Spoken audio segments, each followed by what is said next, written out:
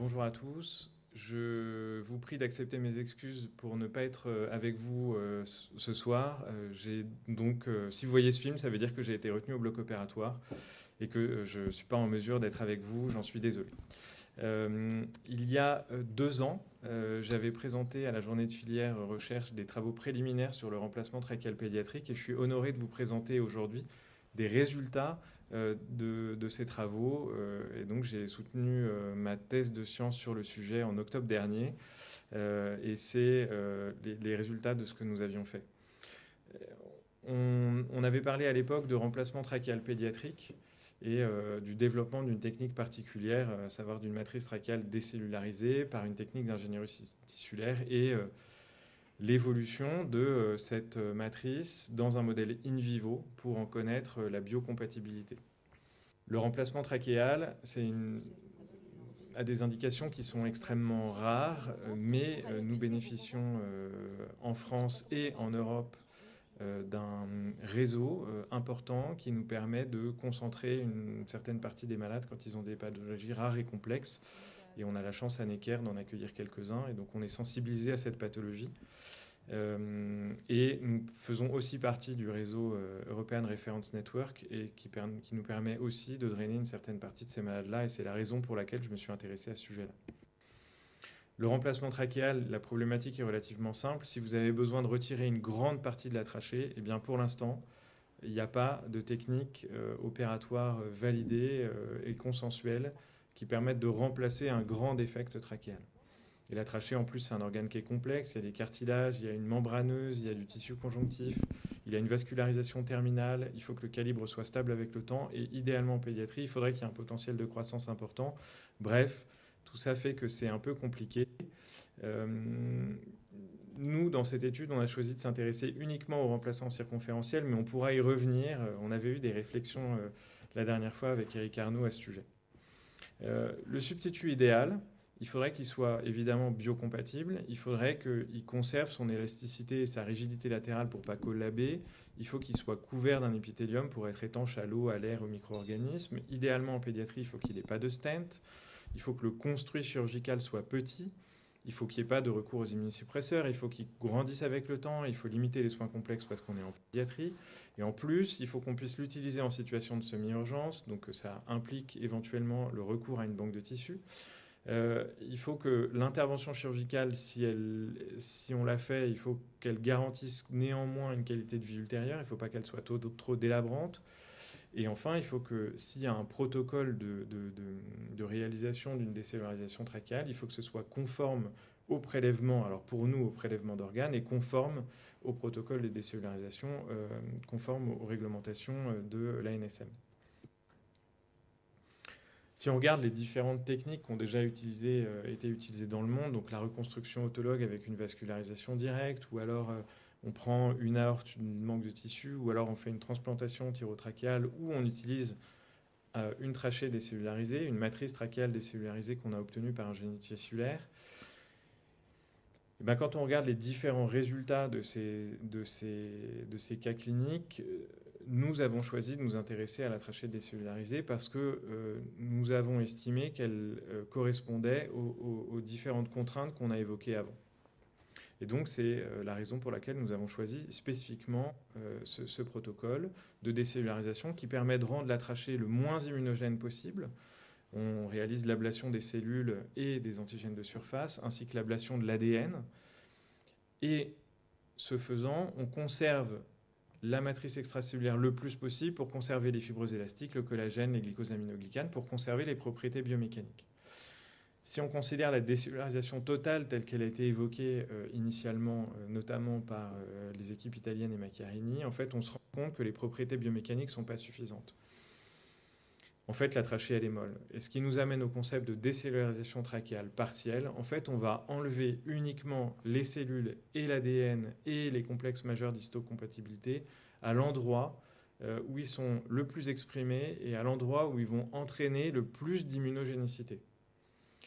Et donc le choix qu'on a fait, c'est d'enlever uniquement les cellules, l'ADN et les complexes membranaires de l'épithélium et de la sous-muqueuse, et de ne pas s'intéresser à ce qui se passe à l'intérieur du cartilage. Et donc on va avoir un protocole de décellularisation qui est relativement peu toxique et qui ne va pas désorganiser la structure du cartilage et qui va donc conserver à la trachée décellularisée ses caractéristiques biomécaniques. Donc on a montré que, et c'est ce que je vais vous montrer là, qu'on a montré que notre protocole de décellularisation partielle, il était efficace. Et donc ça, c'est ce qu'on a fait les 2 dernières années. Voilà le protocole tel qu'on l'a réalisé. Donc on fait un prélèvement, donc là pour l'instant on est dans un modèle porcin, on fait un prélèvement de trachée porcine, on va la décellulariser avec du SDS et ensuite on va la détoxifier pour enlever le SDS et ensuite on va enlever l'ADN résiduel avec une DNase et ensuite on va cryopréserver pour mettre en banque de tissu. Voilà, donc ça c'est un protocole qui nous a mis, on a mis 2 ans pour le réaliser parce qu'en fait on a changé tous les paramètres un par un pour être sûr d'obtenir la meilleure décellularisation et d'obtenir la meilleure biomécanique. Donc la décellularisation histologique, on l'obtient, c'est-à-dire que si on regarde la trachée native à gauche et la trachée décellularisée à droite, et ben on voit qu'on a enlevé les cellules de l'épithélium, on a enlevé les cellules des glandes sous-muqueuses. En revanche, on a conservé les cellules du cartilage et ça tombe bien, on a décidé qu'on allait les conserver. Donc ça, c'est une photo en microscopie électronique à balayage où on voit les cils de l'épithélium respiratoire sur la trachée native. Et on voit après la décellularisation qu'on a conservé la membrane basale de l'épithélium, mais qu'il n'y a plus de cellules à la surface. Et c'est ce qu'on voulait montrer. On a montré qu'on pouvait retirer l'ADN de la matrice trachéale décellularisée. On a même montré qu'elle était inférieure au seuil qui est admis comme le seuil de décellularisation de 50 nanogrammes par milligramme. Et on a montré que s'il en restait encore un peu de cet ADN, eh bien, c'était de l'ADN qui était tout petit, il était inférieur à 250 paires de bases. Et ça, on sait que c'est très peu immunogène. On a montré que le protocole de décellularisation, il était conforme aux bonnes pratiques cliniques. Donc on a montré qu'il était stérile. Si on fait des prélèvements itératifs au décours du protocole et qu'on les met en culture dans des milieux enrichis, ben la totalité des prélèvements sont négatifs au bout de 21 jours. On a montré également que la matrice trachéale décellularisée, une fois qu'on l'a détoxifiée, c'est-à-dire une fois qu'on a décellularisé et enlevé les process de décellularisation, et bien en fait, elle était compatible avec la vie des cellules. Donc c'est la case qu'on voit ici à 96 heures, où vous voyez que les cellules sont marquées en vert, ça veut dire qu'elles sont viables. Et si on regarde en cytométrie de flux, les cellules ont des caractéristiques de viabilité. Donc ça veut dire que on est capable de décellulariser, mais d'enlever la totalité des agents de décellularisation qui sont du coup d'avoir une matrice qui est compatible avec la vie cellulaire. Et quand on regarde, si on met des cellules sur la matrice trachéale décellularisée, c'est la photo du bas, ben on voit que les cellules sont capables de croître à la surface et qu'elles sont capables de croître à l'intérieur.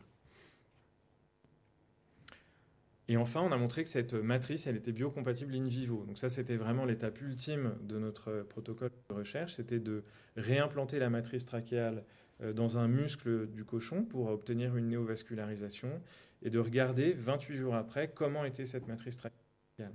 Et donc on a montré que globalement, macroscopiquement, elle était inchangée. Le diamètre trachéal était satisfaisant. On a montré que la longueur était satisfaisante. On a montré qu'il n'y avait pas de modification des caractéristiques au décours de cette maturation et néovascularisation. On a montré également que histologiquement, elle était bien infiltrée par des myofibroblastes qui sont activés. C'est ce qu'on voit sur cette diapositive ici. Donc on voit que les cellules sont vivantes à l'intérieur de la matrice trachéale décellularisée, qu'on est très content de ce résultat. Et on montre également que les fibres élastiques, que le collagène et que les glycosaminoglycanes ont bien été conservés au décours de cette maturation. Et on a montré également qu'il y avait très peu de cellules inflammatoires et qu'en revanche, on avait des cellules qui étaient marquées au facteur von Willebrand et qui témoignaient donc d'une néovascularisation en cours. Donc en gros, ce qu'on montrait à la fin, c'était qu'on avait une matrice trachéale décellularisée et qu'elle était en train de se bio-intégrer et qu'elle était compatible avec la vie. On n'avait pas de syndrome inflammatoire biologique, les cochons allaient bien. Donc en conclusion générale, on a validé ce protocole de recherche de décellularisation partielle de grade clinique. Et donc, c'est une première étape pour la suite dont on va parler. Le produit de ce protocole, il est stérile, il est non cytotoxique, il est biocompatible. La biomécanique est satisfaisante. Alors ça, je ne vous l'ai pas montré parce qu'on n'avait pas le temps. Et on a déposé ce brevet récemment, puisque c'était le 4 octobre 2023, 15 jours avant de soutenir cette thèse.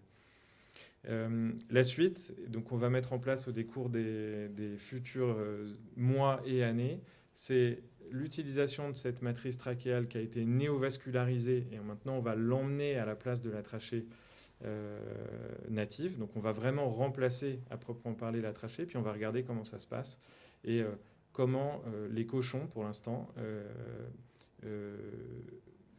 vivent avec cette nouvelle trachée en place. Je vous remercie de votre attention et je suis encore désolé de ne pas pouvoir pu être avec vous. Merci beaucoup.